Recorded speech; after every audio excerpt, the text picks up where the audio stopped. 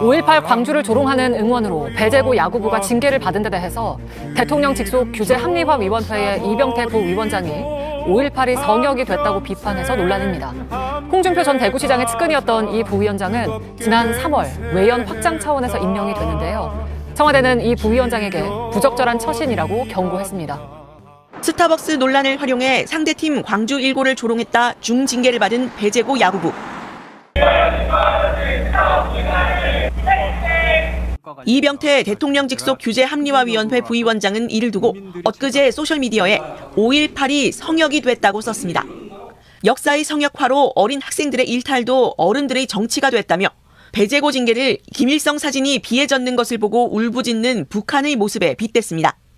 총리급 고위공직자의 결이 다른 비판에 여권 내 반발이 이어졌지만 이 부위원장은 오늘 내 의견의 핵심은 표현의 자유라며 주장을 굽히지 않았습니다.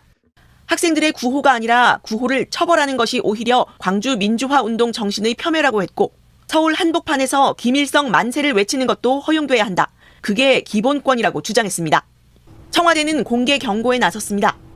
혐오와 조롱을 단호히 거부하는 정부 기조와 다른 부적절한 처신이라며 재발 방지를 강력 요청했다고 밝혔습니다. 카이스트 교수 출신으로 홍준표 전 대구시장의 측근이었던 이 부위원장은 지지층 확대를 위해 이재명 대통령이 발탁했습니다.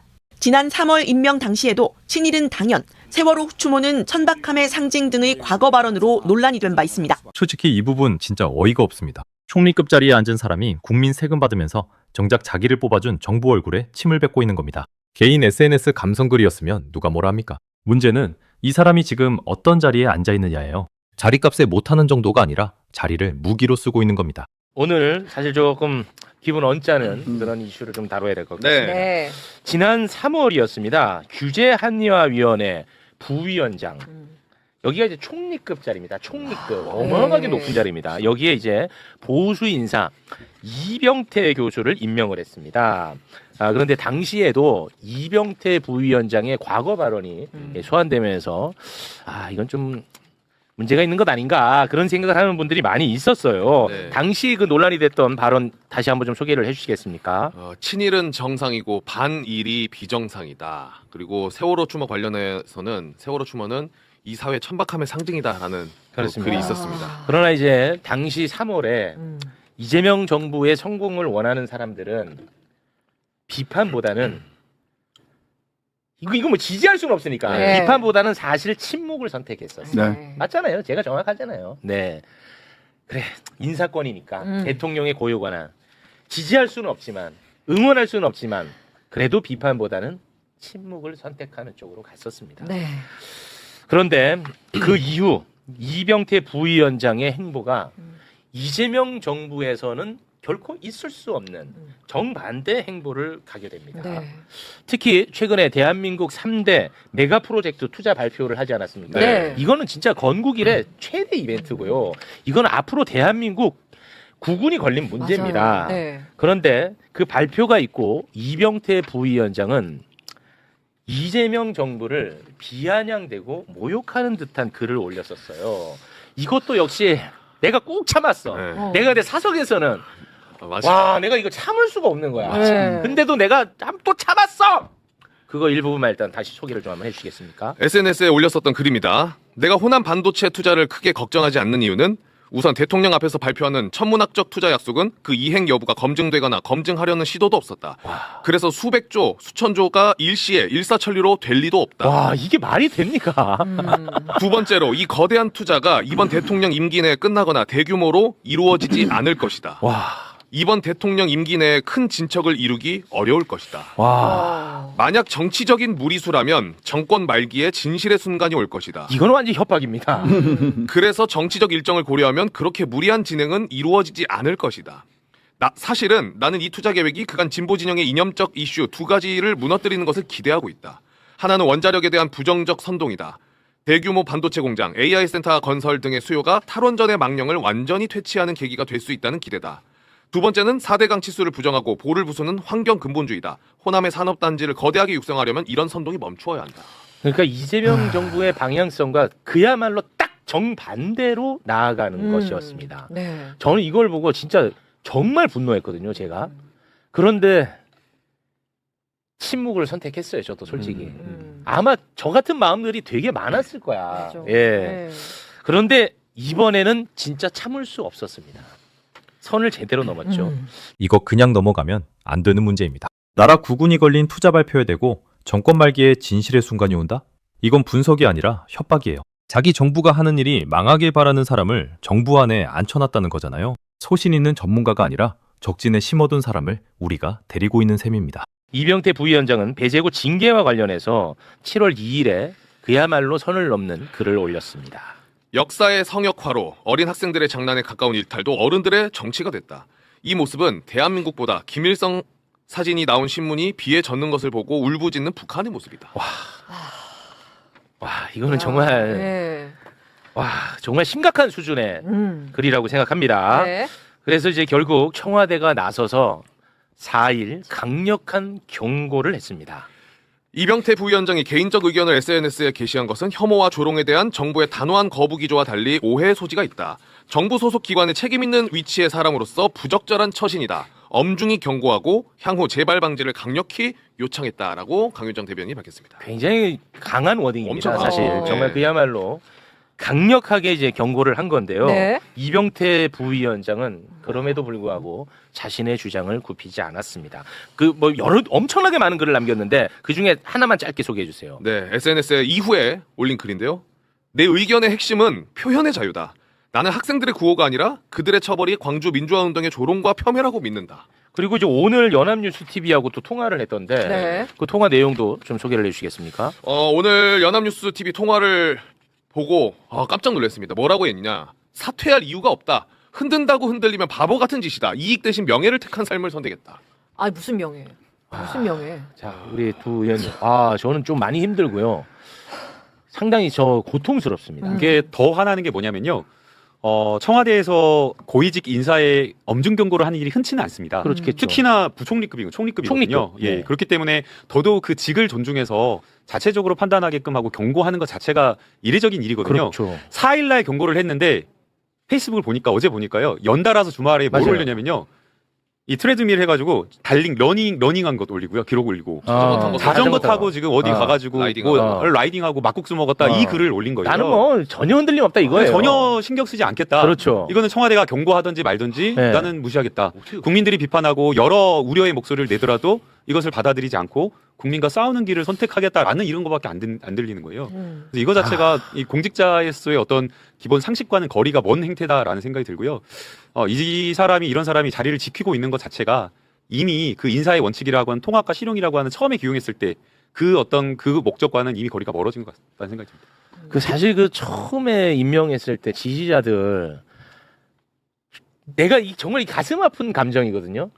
나는 도저히 이런 사람하고 함께할 수 없어 지지자들은. 하지만 내가 이재명 정부의 성공을 원하는 사람이니까 대통령의 인사권이니까 내가 거기에 대해서 한마디 얻는 게 조심스러웠던 거예요. 그 조심스러워하는 그 마음 얼마나 진짜 아름다운 마음이야. 그러니까 이제 이병태 씨는 지금 두 사람을 아주 그냥 그러니까 유명권자인 이재명 대통령님을 욕보이고 있는 거고요. 맞습니다. 그다음에 또 한 사람을 욕보이고 있는데 이분을 추천한 분이 그 홍준표로 알려져 있거든요. 예, 그 선본에 있었어요. 홍준표 대선 경선 선본에 계셨던 그건 분이세요. 알고 있습니다. 예. 추천한 것으로 알려져 있는데 지금 홍준표 전 대구시장도 같이 욕보이고 있는 거라고 생각이 되고요. 네. 이분 말 중에서 가장 저는 뭐 앞에 하도 주옥 같은 말들이 많아서 그런데 최근에 한 말 중에서 이 얘기 있잖아요. 불쾌한 언어에 대응하는 올바른 방법은 규제와 징계라는 법적 칼날이 아니다. 살아가면서 타인에 대한 배려도 배워야 하지만 타인의 말에 상처받지 않는 심지도 키워야 한다. 이렇게 얘기를 했어요. 광주일고 학생들이 심지가 굳지 못하다라는 거예요. 말하자면. 그럼 이건 뭐냐. 폭행을 실컷 때려놓고 야, 너 맷집이 왜 그따위야? 살아가려면 맷집이 좀 있어야지. 진짜 이차가 이렇게 얘기하는 거거든요. 진짜 그래서 이차가 일로 와봐라. 너도 한 대 좀 맞고 시작하자. 네 맷집은 얼마나 좋은지 한번 보자라는 말이 절로 이 말 끝에 튀어나오지 않겠습니까? 통합과 실용 저는 존중하고 그 기둥이 제대로 서야 된다고 생각합니다. 그런데 이 민주안정 질서를 우리 헌법의 그 기본적인 정신 5.18까지 전부 다 헌법 전문에 수록하자라는 걸 아무도 반대하지 않잖아요. 이런 거를 부정하는 사람들은 선을 통합과 실용이라는 기준으로 포용하기 어려운 거 아닌가. 근데 이게 있습니다. 법을 찾아보니까 이게 규제합리화위원장이 합리화위원회 부위원장 이런 분들이 고위공직자이기도 하고 이게 독립적으로 규제를 합리화해야 된다라고 하는 것 때문에 금고 이상의 형을 받거나 네. 아니면 심신미약 상태가 아니면 해촉을 할 수가 없어요. 그래요? 예. 그 임명권자가 해촉을 못해요. 인면 해촉을 그 두 가지 행가 있어 두 가지 기준이라서 해촉이 안 돼요. 와. 그러니까 제가 보기에는 그것도 알고 있는 것 같아요. 알고 어떡할래? 이러고 원래 있는 거예요. 이제 저희가 지금. 행정법이라고 하는 게 산재되어 있었어요. 그래서 네. 이제 행정규제기본법이라고 하는 거기에 지금 재정법을 하나 만들었고 그 23조에서 규제합리화위원회를 만들어가지고 우리 정부에 산재 있는 모든 법률 규제와 관련된 것들을 대통령 직속으로 해갖고 그 규제를 장벽을 무너뜨리는 역할을 해달라고 법령에 의해서 정식으로 설치된 자리입니다.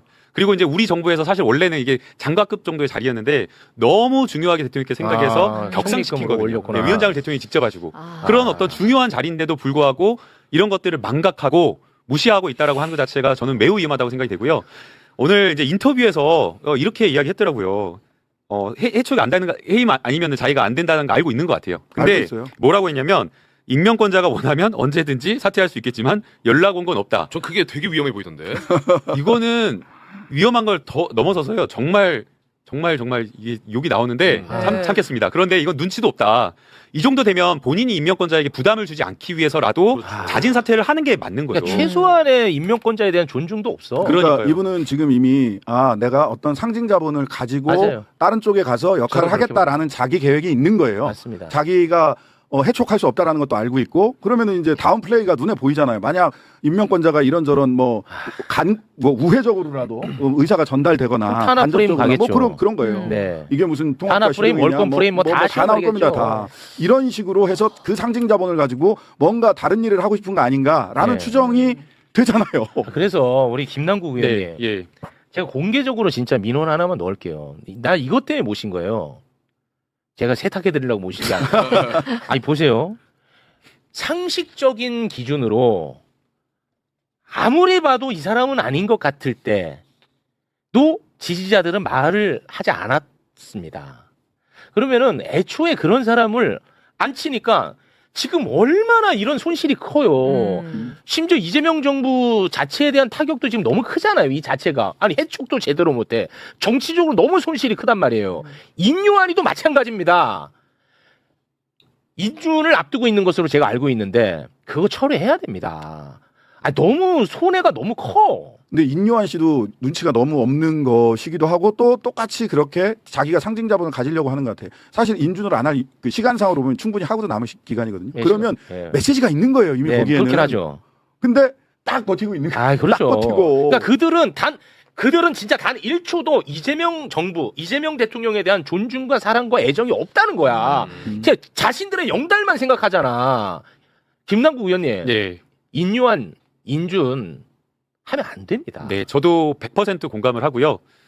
통합과 실용이라고 하는 국정 철학과 우리 대한민국이 나아가야 될 그런 어떤 방향에 대해서 많은 분들이 국민들이 지지하고 동의를 해준다고 하더라도 반드시 지켜야 될 선이 있다고 맞습니다. 생각합니다. 그 반드시 지켜야 될 선이라고 하는 것 자체가 우리 사회가 가지고 있는 아주 절대 선이라고 하는 공동체가 가져야 될 기본 상식이 있는 거잖아요. 네. 그 상식과 금도를 넘어버린 사람들까지 인사로 받아들이는 것은 네. 이렇게 리스크로 돌아오고 있다라고 생각이 그렇습니다. 들고요. 여기에 대해서 안 나간다. 계속해서 말을 하는데도 안 나간다라고 하면 직접적으로 저는 청와대나 이런 곳에서 메시지를 전해가지고 확실하게 사퇴를 받아내는 것도 반드시 전 필요하다고 생각을 합니다. 그러니까 예. 그 상식과 금도라는 말씀을 주셨는데 그게 뭐 사람마다 상식과 금도가 다를 수 있는데 제가 생각하는 기준은 두 가지입니다. 하나는 헌법, 대한민국 헌법의 정신에 위반되는 일을 했던 사람이냐 또는 그런 발언을 하고 있느냐라는 거예요.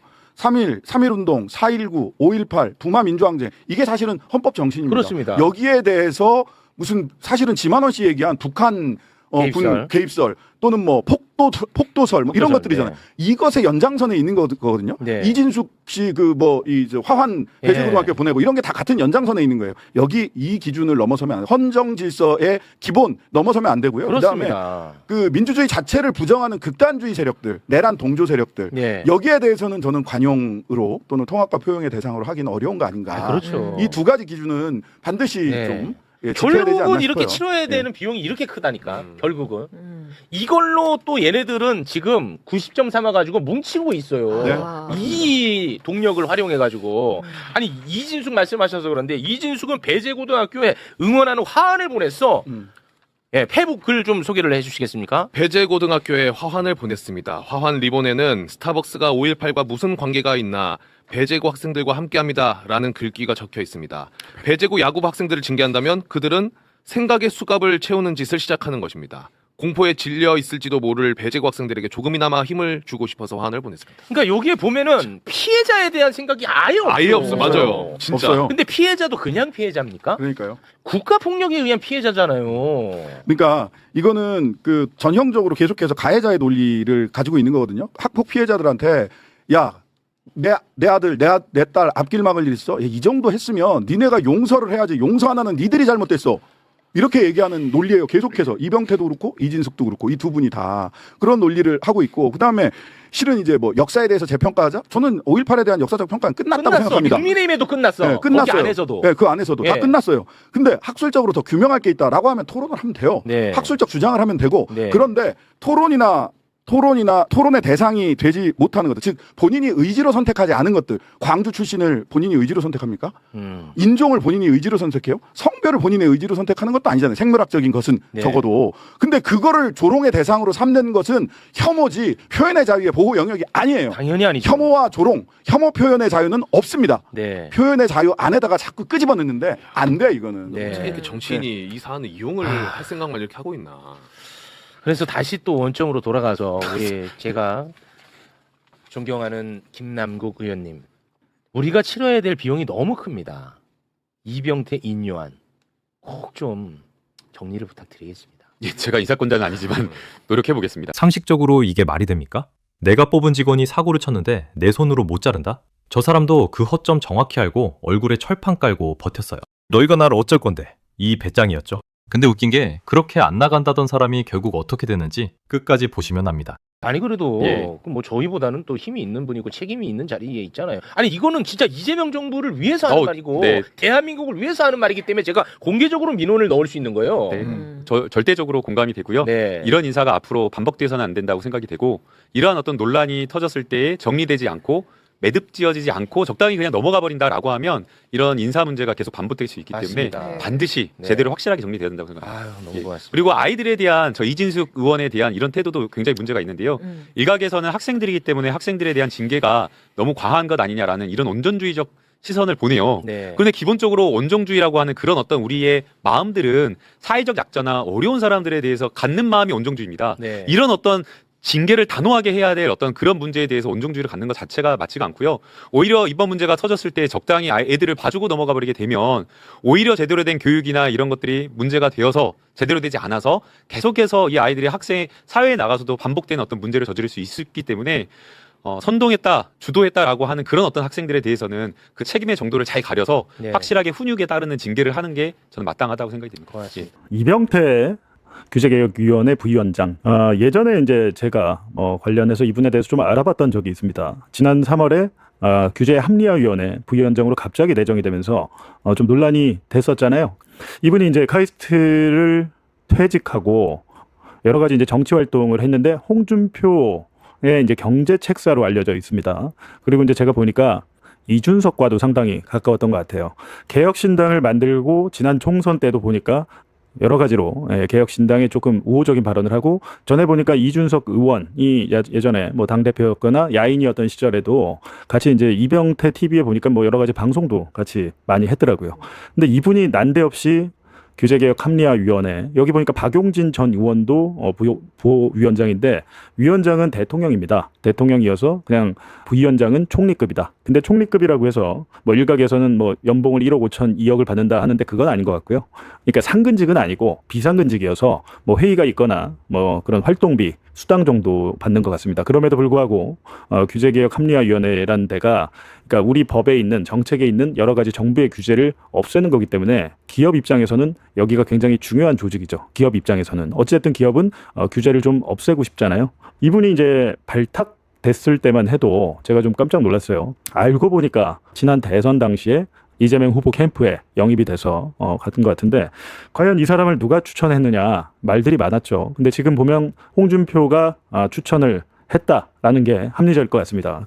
뭐 실제로 누가 추천했는지 그건 알 길은 없지만 뭐 그렇다는 건데, 이분이 아무리 경영학과 교수로서 뛰어나다 하더라도 할 말과 안 할 말을 좀 구분해서 해야 되는데 어찌됐든 이재명 정권에서 중요한 직책을 맡았음에도 불구하고 원래 이분의 이거 역사관이랄지 가치관은 전혀 변하지 않았다. 이분이 보니까 논란이 되고 나서도 기자들한테 내가 뭘 잘못했길래 왜 사과를 하느냐 이렇게 대답을 했다고 해요. 제가 좀 아까 이제 전화를 몇 번 했었는데 답변이 뭐가 왔냐면 지금은 라이딩 중입니다. 지금 자전거 타고 있대요. 이게 제가 생각하기에는 멘탈은 상당한 분 같다라는 생각이 들었습니다. 이분이 이제 모르시는 분들도 계시니까 어떤 분일지 한번 차근차근 한번 볼게요. 그리고 예전에 영상도 엄청나게 많아요. 1960년생이고 텍사스 대학교 오스틴 캠퍼스에서 경영학 박사 그리고 카이스트에서 경영대학 교수를 역임을 하고 올해 한 3월부터인가 규제합리화위원회 부위원장으로 일하고 있다. 총리급이다. 일반적인 보수를 넘어서 극우에 가까운 얘기를 하고 있습니다. 특히 우리 3.1운동이랄지 독립운동이나 우리 위안부 활동에 대해서 위안부 역사에 대해서 말도 안 되는 이야기들을 많이 했는데 이분이 이제 뜬금없이 최근에 여러 가지 말들을 하고 있어요. 특히 그 메가 프로젝트 발표를 계속 하고 있잖아요. 근데 메가 프로젝트에 대해서도 야 이게 실행 가능한 거야 라면서 의문을 품고 있습니다. 이재명 정부의 인사가 지금 대통령이 전국을 돌아다니면서 고생하면서 광주, 충청, 영남까지 해서 그리고 이제 삼성과 SK 등 큰 기업들이 대한민국의 이제 산업 체제를 완전히 바꾸는 중요한 그 대전환 점에 있는데 규제합리화위원회 부위원장이란 분이 난데없이 지금 그 메가 프로젝트에 대해서도 의문을 제기하고 있다. 근데 제가 볼 땐 거기까지는 그럴 수도 있겠다. 본인이 또 경영학과 교수고 하니까 자기 전공과 또 관계된 거니까 뭔가 이제 구체적인 청사전이 나오진 않았다라고 하면서 그 청사진을 빨리 달라.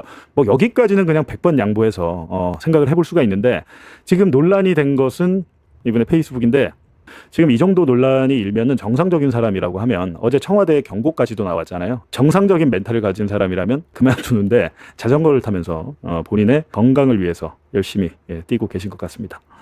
근데 이제 이분이 문제된 글이 있을 거 아닙니까? 5.18을 조롱하는 노래를 불러서 문제가 이제 크게 사회적인 이슈가 됐는데 이제 이분이 여기서 이제 하시는 말이 표현의 자유 그리고 야구 응원 구호 라고 이제 얘기를 하면서 표현의 자유가 더 앞선다. 배제고 학생들이 그렇게 얘기한 것은 할 수 있는 얘기다.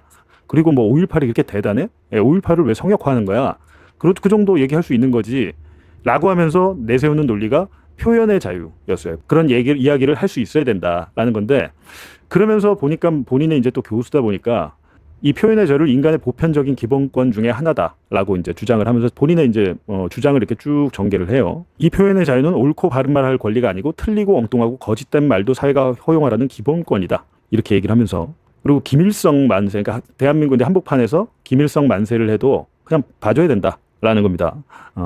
근데 이렇게 되면은 사실은 이거 최민희 의원이 얘기를 했던데.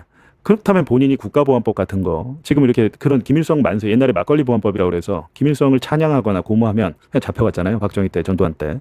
근데 그런 것들에 국가보안법에 대해서 폐지를 해야 된다 그런 얘기는 또 하지 않습니다. 거기에 대해서 이제 최민희 의원이 그런 얘기를 했던데 여기다가 이제 약간 물타는 듯한 문장은 하나 있어요. 나는 광주 희생자가 이 땅의 민주주의를 위해 싸웠다고 지금도 굳게 믿고 있다.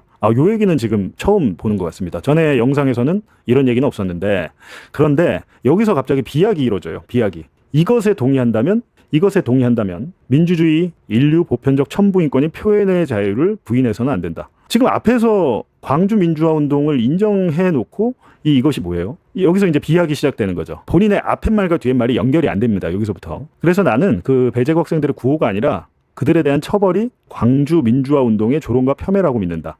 그러니까 그 학생들을 처벌하면 이거야말로 5.18을 조롱하고 폄훼한다. 5.18을 욕한 사람들을 처벌하는 것은 이건 우리 기본권을 무시하는 처사야. 그렇게 해서는 안 돼. 라고 이제 주장을 하는 건데 여태까지 이제 여러분께서 보셨지만 잘 이해가 안 돼요, 이게. 그냥 상식을 가진 사람이 봤을 때는 잘 이해가 안 되는데 하여튼 이런 식으로 그렇게 말을 했어요. 그래갖고 이제 크게 문제가 됐는데 이분은 여기에 대해서 내가 뭘 잘못했냐 이런 입장인 것 같습니다. 근데 문제는 이 사람은 원래 이런 사람이었어요. 갑자기 이 사람이 이러는 게 아니잖아요. 원래 이런 사람인데 그래도 이제 이재명 정권에서 중요한 자리를 맡았으면 뭔가를 이제 해야 되잖아요. 근데 이분이 예전에 무슨 말을 했는지 이분이 했던 망언들을 한번 정리를 해봤어요. 5.18 및 호남과 관련해서 이분이 이제 이런 얘기를 했습니다.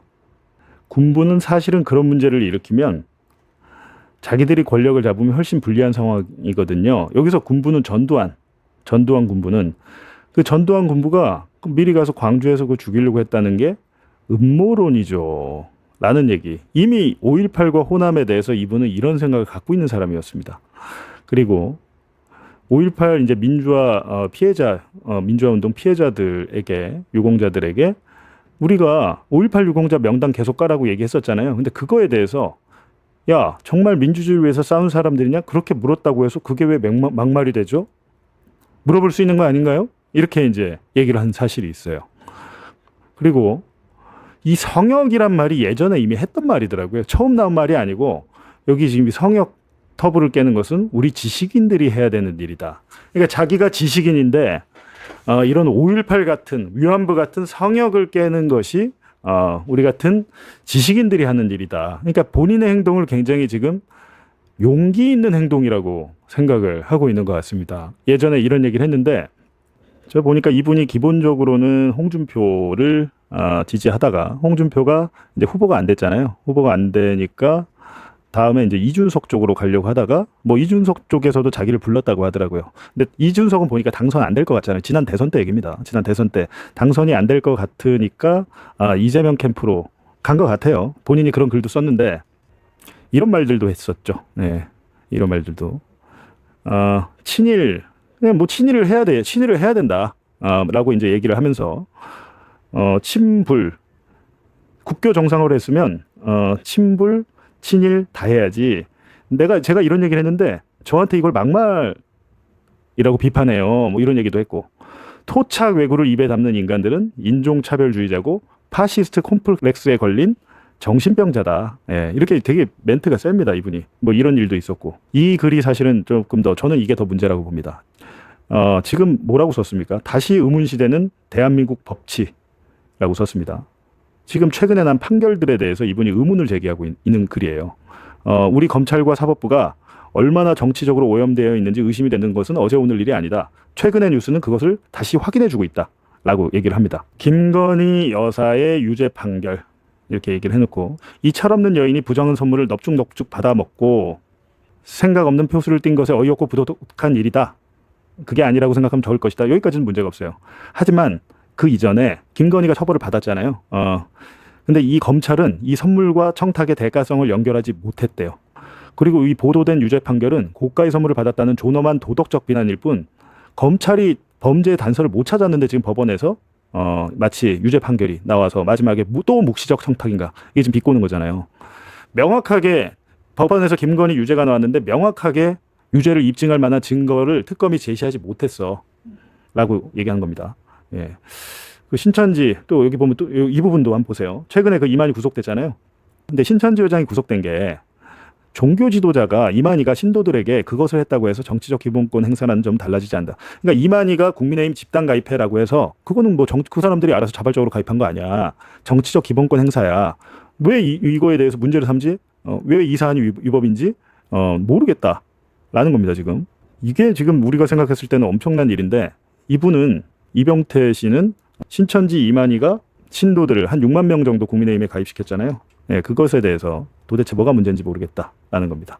그리고 경찰의 스타벅스 수사 이미 이제 이런 글들에서 이분의 페이스북에 다 있는 얘기예요. 근데 이 사안에 대해서 김건희 처벌도 왜 위법인지 모르겠고 이만희가 왜 구속된지도 모르겠고 경찰의 스타벅스 수사도 모르겠다. 하지만 뭐 보도만 보면 도덕적 비난과 불법의 구분이 없어 보인다. 사법당국과 사법부가 정치적이거나 언론이 숙제를 제대로 안 하는 것으로 보인다라는 거죠. 그러면서 사실상 이 스타벅스 수사에 대해서도 약간 본인은 납득되지 않는다. 신천지 이만희도 그렇고 특히 저는 이게 정말 황당합니다. 이거 어떻게 이렇게 얘기할 수 있죠? 김건희가 유죄 판결, 디올백 등등에서 모든 알선 수재가 다 인정이 돼서 5가지가 전부 종합으로 인정이 돼가지고 유죄 판결을 받았는데 거기에 대해서 특검이 검찰이 유죄의 증거를 제시하지 못하고 있다라고 얘기한 겁니다. 지금 이거는 최근 사건들에 대해서 이분이 이제 본인의 의견을 밝힌 건데, 근데 기본적으로 이재명 정권에서 뭐 규제합리화위원회 부위원장, 총리급 이런 거를 하는 사람이 설사 이런 생각 본인 개인적으로는 하고 있다고 하더라도 공개적으로 이렇게 하진 않죠. 예, 정상적인 사람이라면 하지 않고요. 아마 윤석열의 내란에 대해서도 어떻게 생각하고 있는지 한번 물어보고 싶네요. 예, 윤석열의 내란에 대해서 어떻게 생각하고 있는지 좀 지나친 처벌이다 뭐 이렇게 얘기할 수도 있고, 근데 이런 것들에 대해서 우리가 질문을 좀 더 했어야 되는데. 예, 이 부분에 대해서 지금 이게 제가 드린 말씀은 청와대에서 엄중 경고한 거 했다고 이제 언론에 밝혔잖아요. 정상적인 사람이라면 나가요. 나가는데 이분은 안 나갈 것 같습니다. 그래서 제가 오늘 방송을 하는 이유도 이분은 스스로 안 나가니까 빨리 조치를 해야 될 것 같다라는 생각입니다. 이거 계속 두면 어떻게 할 수가 없어요. 뭐 한두 가지가 아니에요. 그냥 뭐 서울 한복판에서 뭐 김일성 만세를 외쳐도 허용돼야 한다. 근데요, 이분이 이제 하시는 말 중에 5.18 같은 역사적 사건, 우리가 특히나 5.18이나 부마항쟁의 정신은 헌법에 다음에 헌법 개정할 때 넣겠다고 여야가 지금 다 거기에 대해서는 이견이 없습니다. 근데 역사라는 것은 두 가지 사실이 있을 수가 없어요. 역사는 그냥 하나여야 돼요. 하나로 정의가 돼야 되고 헌법에 들어가면 그게 움직이지 않는 진실과 사실처럼 그 역사에 대한 정의가 있어야 되는데 그거에 대해서 뭐 해석을 해서 내 생각은 이렇다라고 뭐 그렇게 할 수는 있으나 만약에 이제 좀 공적인 위치에 있는 사람들이 그런 것들을 공개적으로 행동을 할 때는 그런 사람들은 공직을 맡으면 안 되죠. 조서도 안 되고. 근데 이분은 아까 존 스튜어트 밀이란 그 옛날 학자 있잖아요. 뭐 공리주의 어쩌고저쩌고 뭐 그런 분인가. 그 존 스튜어트 밀의 자유론인가 뭐 해가지고 표현의 자유가 밀이란 이 대단한 학자가 표현의 자유 중요하다고 했잖아요. 근데 존 스튜어트 밀도 타인에게 해악이 끼칠 정도의 표현의 자유는 허용돼서는 안 된다라고 얘기한 사람입니다. 이분이 그 얘기를 안 하고 있어요. 표현의 자유가 인간의 기본권이고 헌법적인 권리가 중요한데 그 표현이 다른 사람을 혐오하거나 조롱하거나 그 사람에게 피해를 끼치는 그런 발언은까지도 표현의 자유의 영역은 아니라는 것을 존 스튜어트 밀이 아니고 우리가 중학교 정도만 나와도 알고 있잖아요. 굉장히 궤변에 능해요. 뭔가 이렇게 글을 굉장히 길게 쓰는데 그럴듯하거든요. 이렇게 딱 보면은. 근데 이제 하나하나 뜯어보면 문단과 문단, 문장과 문장이 인과관계가 별로 없습니다. 표현의 자유요? 그 단어 뒤에 숨는 거 이제 지겹습니다. 그 유명한 존 스튜어트 밀도 남한테 해 끼치는 말은 안 된다고 했어요. 중학생도 아는 상식이에요. 글을 길게 쓴다고 논리가 드는 게 아닙니다. 뜯어보면 문장마다 다 따로 놀아요. 궤변을 학문인 척 포장하는 것, 이게 제일 질 나쁜 짓입니다. 그냥 비약으로 점프를 해가지고 앞뒤가 안 맞아요. 제가 아까 보여드렸지만. 근데 이런 분의 진짜 머릿속에 어떻게 논리 구조가 돼 있길래 이런 결과가 나오지? 라고 하는 거. 그리고 지금 이 배제고 아이들을 법적으로 처벌하겠다는 게 아니잖아요. 지금 여기서도 이제 보면 반박과 토론의 대상분이 계속 처벌을 얘기하는데 배제고 아이들을 법적으로 처벌하는 게 아닙니다. 지금 법적으로 처벌하는 게 아니고 지금 뭐 예를 들면 그 대한야구 소프트볼 야구협회에서 몰수패를 한다든지 6개월 경기 금지를 한다든지 그런 어떻게 보면 학교 내에서 학내에서의 징계를 얘기하는 것이고 사회적인 도덕에 있는 것이지 얘들을 뭐 구속 수사를 해가지고 하자는 게 아니잖아요. 근데 그거를 마치 국가가 형벌권을 적용해서 애들에게 법적인 형벌을 취하는 것처럼 이야기하는데 그게 아니다. 그러니까 기본 전제가 틀렸잖아요. 기본 사실관계가 틀린 상태에서 본인의 이야기를 하고 있다라는 겁니다. 이런 부분도 좀 어처구니가 없고 일단 위안부 한번 볼게요. 위안부 관련해서도 뭐 말이 많아요. 그냥 위안부 관련 말이 많은데 그렇게 따지면 그러니까 위안부니까 성매매다. 돈 벌러 한 거다. 지금의 성매매업에 종사하는 분들도 그런 해석이라면 야 지금 성매매 여성들도 다 성노예 아니야. 그러면 위안부랑 똑같잖아. 이 말은 뒤집어 보면 일본군 위안부는 강제성으로 간 게 아니고 돈 벌러 몸 팔러 간 거야. 이 얘기를 꾸준하게 해오시는 분입니다. 우리가 만약에 그 사람들이 가난했기 때문에 갔다가 되면 그게 강제가 돼. 그거 아니야. 그냥 돈 벌러 간 거야. 라고 얘기하는 거고. 뭔 말인지도 잘 모르겠는 게 어쨌든 뭐 태국에 가난해서 자녀를 파는 그런 모습하고 이 위안부가 너무 오버랩이 되는 거예요. 뭐 이런 얘기도 했나 봐요. 이게 인간입니까?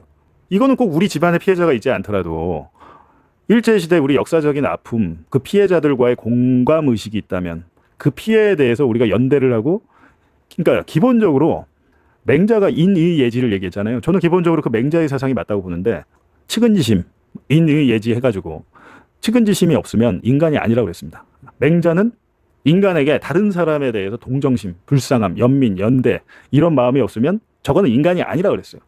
지금 이 사람이 하는 얘기는 일본군 성노예 이 피해자들과 그 가족에 대해서 전혀 공감 능력이나 연대, 연민 없어요.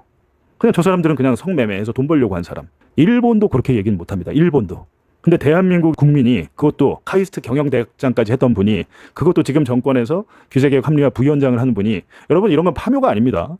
그 사람의 과거를 보면 현재를 알 수 있고 과거와 현재를 종합하면 미래를 볼 수 있는 거잖아요.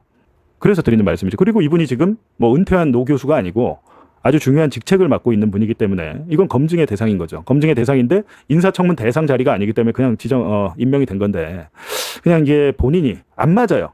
본인도 괴로워요. 이렇게 되면 그냥 본인이 원래 놀던 곳에 가서 놀면 됩니다. 여기서 깝죽거리고 막 기웃기웃 거리지 말고 본인이 원래 놀던 물에 가서 놀면 거기서 영웅 대접받고 왕 대접받고 사시면 될 것 같은데 이거는 우리 이병태 부위원장님도 본인도 힘드세요. 예, 빨리 그냥 저는 가시면 될 것 같습니다. 본인도 괴롭잖아요. 얼마나 괴로우면 지금도 자전거를 타고 있습니까? 예, 자전거를 타면서 이 괴로움을 좀 희석하시는 것 같은데 본인만 괴로운 게 아니고 본인이 일으킨 논란 때문에 이걸 바라보는 우리 국민들이 정말 괴롭습니다. 예, 정말 괴로우니까 내일이라도 아니면 오늘이라도 빨리 사퇴 의사를 밝히시고 예, 본인이 원래 활동하시던 그곳에 가셔서 예, 그곳에서 인정받으시면 되죠. 예.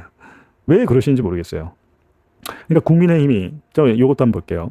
노무현과 문재인 대통령을 얘기를 합니다. 하는데 뭐 이런 얘기를 했나 봅니다. 노무현은 완전히 공산주의자라고 하더라고요. 노무현은 공산주의자. 저 빨갱이 생각을 가지고 얘들은 이제 툭하면 나오는 게 그 전가의 보도가 이 빨갱이잖아요.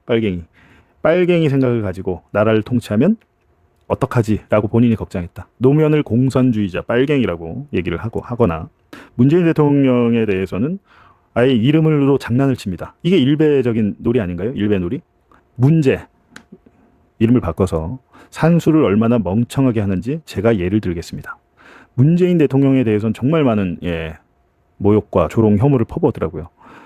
그리고 아예 그러니까 이런 것들이 지금 어른들이 대한민국의 카이스트 교수 출신이라는 사람이 이런 식으로 문재인 전직 대통령의 이름으로 장난을 치니까 일베 애들이 이걸 보고 배우는 거잖아요. 지금 배재고 애들이 누구한테 배웠냐면 이병태 같은 사람한테 배운 거예요. 예. 카이스트 경영대학 교수님이 우리나라에서 진짜 손꼽히는 석학인데 이런 분들도 문재인 욕하고 노무현한테 빨갱이 공산주의자 하는데 야 맞는 얘기 아니야? 라고 아이들은 생각할 수도 있잖아요. 일베에서도. 그러니까 본인 입으로 자기는 일베에서 인정받는 교수라고 본인 입으로 얘기를 한다니까요. 그러니까 이게 배제고 사태와 본인을 굉장히 분리해서 무슨 표현의 자유 어쩌고저쩌고 하는데 이런 표현의 자유는 감옥 가야 됩니다. 예. 감옥 가야 되고 그래서 헌법을 빨리 바꿔야 되는 거예요. 헌법을 바꿨는데 5.18을 이렇게 조롱과 능멸을 하게 되면 법적인 처벌을 받죠. 5.18과 부마 항쟁이 헌법으로 들어가면 또 다른 특별법들을 만들어서 헌법을 부정하고 위헌적인 행위를 한 거 아닙니까? 그래서 헌법 전문에 넣어야 되는데 지난 지방선거 전에 그것만이라도 하자라고 우원식 의장이 그렇게 애걸복걸을 했는데 국민의힘이 쌩깠죠. 예, 이재명 대통령도 그거 꼭 하자고 그때 민주당에서는 애썼습니다. 근데 국민의힘에서 극구 반대를 해서 헌법 개정이 안 이루어져 있는데 이번 사태를 계기로 선관위 관련해서 헌법을 개정할 때 반드시 5.18과 부마항쟁 등 우리 역사에 대해서 주요 역사적 사건에 대해서 다른 해석을 할 수 없게 헌법에 넣고 헛소리를 하면 처벌을 하게끔 좀 바꿔야 된다라는 겁니다. 근데 사실은 또 이분이 임명되고 하실 때 뭐 아예 그 반대 목소리를 안 내신 건 아니더라고요. 보니까 지금 국민의힘이 이런 얘기를 했습니다. 오늘 기사를 보니까 이병태를 조리돌림하지 말고 해임하라. 이건 왜 이랬을까요? 이거는 지금 싸움을 붙이려고 하는 거잖아요. 국민의힘 입장에서. 이병태를 해임한다고 자기들이 데려갔을 건 아닐 텐데 정말 문제가 된다면 조리돌림 말고 즉각 해임. 이거는 조리돌림이란 표현이 부적절하죠. 조리돌림이 아니고 합리적인 비판과 교육을 해주는 거죠. 예. 근데 이걸 가지고 조리돌림 하지 말고 빨리 자르라고 보수 인사 기용 명부에 그러니까 제가 이제 드리는 말씀이 이재명 정부 이런 얘기를 들을 수밖에 없잖아요 지금. 그러니까 이거는 인사를 할 때 기본적으로 역사관이 문제가 되는 사람들은 하면 안 됩니다. 지금 이게 국민의힘에서는 이렇게 얘기할 수 있잖아요 솔직히. 왜 이런 조롱을 당합니까 이거는 매를 번 거죠. 사서 고생을 하는 거고 완전 조롱을 당하잖아요. 하여간 이거에 대해서 빨리 본인이 판단하시는 게 이 이재명 정권을 위해서 부담을 덜 주는 것이다라는 겁니다. 저희가 솔직히 이런 것까지 방송을 해야 되나라는 생각이 좀 들어요. 이거 너무 그냥 당연한 얘기인데 이건 초등학생한테 뭐 가르쳐 주듯이 이런 얘기를 해야 되나? 아니잖아요, 그거는. 근데 이런 분이 발탁을 해가지고 저런 자리에 가니까 국민의힘한테 저런 능욕을 당하고 있죠. 박주민 의원은 이미 이제 이렇게 걱정을 했습니다. 내가 웬만하면 가만히 있을 텐데 도저히 참고 넘어갈 수가 없다. 박주민 의원이 세월호 변호사잖아요. 유명하잖아요. 이 세월호 참사 추모를 이 이병태가 타락한 정치 권력 노름이라고 비아냥거리고 비난을 했어요. 이 세월호 사건을 이 사회의 천박함의 상징이라는 비수 같은 말도 서슴지 않았다. 이 사람들이 뭐라고 하냐면 세월호 같은 사건이 많이 일어나면 일자리도 많이 늘어나겠네. 뭐 진상규명한다고 뭐 이런 얘기도 하고 그래요. 이게 인간이 아니죠. 네, 아까 위안부 사건 위안부 발언도 마찬가지지만 인간이기를 포기한 사람이다. 이게 아무리 능력이 있다 하더라도 경영학자로서 이런 사람 써서는 안 된다는 거죠. 아무리 뛰어나더라도. 근데 아무리 뛰어난 것 같지도 않아요, 보면. 예, 아무리 뛰어난 것 같지도 않고 정작 본인이 경영학자로서 무슨 인사이트를 보여주는 글보다도 항상 이런 우리 역사적인 사건이나 사회적인 참사나 이런 아픔에 대해서 조롱하고 혐오하는. 박주민 의원은 이렇게 얘기했습니다. 이게 3월 5일이에요. 네. 여기 또 있죠. 아무리 뛰어난 전문성도 공감 능력이 결여된다면 독이 될 뿐입니다. 그냥 이거는 한 초등학교 6학년 정도 되면 우리가 이해할 수 있는 문장이죠. 예. 이런 부분에 대해서 굉장히 아쉽다. 특히 세월호 같은 세월호 뭐 위안부 모든 어떻게 보면 피해자가 있는 아픔이 있는 역사적인 사건에 대해서 조롱을 하고 혐오를 하고 장사를 한다고 하고 돈벌이를 했다고 하고 이렇게 얘기하는 사람이다라는 겁니다. 많은 분들 좀 열받으실 텐데 전문성이 저도 그게 의심돼요. 이분이 뭐 근데 일단 카이스트에서 교수를 했고 경영대학장까지 한 건 맞으니까 뭔가 이제 제가 그래서 드리는 말씀이에요. 공인의 자리에 있는 사람이 일배식으로 용어를 쓰면서 본인의 일배에서 추앙받는 교수라고 얘기하는 사람. 그리고 정용진 같은 인간들이 하는 행위들. 아이들이 봤을 때는 야 재벌도 하고 교수도 하고 야 정치인 저분 내가 존경하는 분인데 저분도 저렇게 얘기하는구나. 저렇게 생각하는구나. 부정선거가 맞다고 하는구나. 사회적인 지위가 있는 분들이 그렇게 얘기하면 애들이 그냥 자연스럽게 일배화 되는 거죠. 왜 저희한테 뭐라고 하세요? 어른들한테 배웠는데? 라고 하면 뭐라고 얘기할 수 있습니까? 거기에 대해서. 그렇게 안 나간다고 버티던 이병태 부위원장, 결국 오늘 자진 사퇴했습니다. 청와대가 사퇴를 권고하자 스스로 짐을 쌌어요. 통합 실용하겠다고 데려온 사람이 5.18을 김일성에 빗대 조롱하고 위안부를 성매매라 부르고 세월호를 천박함이라 불렀습니다. 결국 물러났지만 진짜 문제는 이런 사람이 애초에 어떻게 부총리급 요직에 앉았느냐예요. 아무리 스펙이 좋아도 사람에 대한 최소한의 공감이 없으면 공직에 앉히면 안 됩니다. 그게 안 되면 이렇게 온 국민이 대신 부끄러워지고 이런 소동을 또 겪는 겁니다. 이런 인사가 반복되지 않게 또 많은 분들이 이 사실을 알 수 있게 구독과 좋아요로 널리 퍼뜨려주세요. 오늘 이 결과 당연하다 생각되시면 댓글로 사필 규정 남겨주세요. 끝까지 시청해주셔서 감사합니다.